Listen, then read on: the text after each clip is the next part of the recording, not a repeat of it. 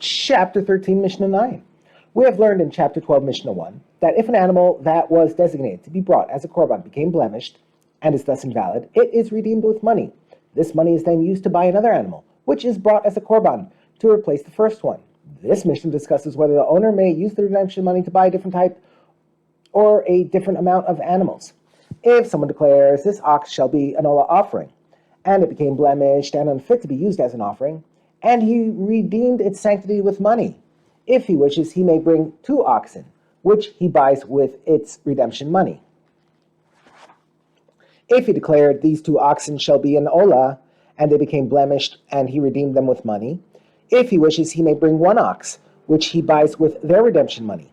In both cases, since his vow referred to a specific animal or animals, "This ox shall be an olah, these oxen shall be an olah," he is required to bring only those particular animals.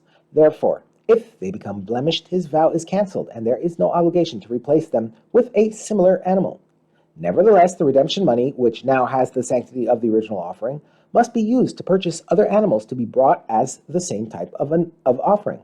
But there is no requirement to spend the money on the same number of animals.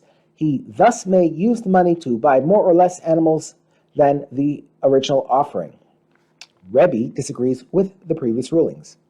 Rebbe forbids replacing 2 animals that became blemished with 1 animal, or replacing 1 animal that became blemished with 2.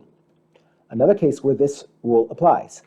If someone vows, "This ram shall be an olah," and it became blemished and he redeemed it with money, if he wishes, he may buy and bring a lamb with its redemption money. Similarly, if he vowed, "This lamb shall be an olah," and it became blemished and he redeemed it, if he wishes, he may buy and bring a ram with its redemption money.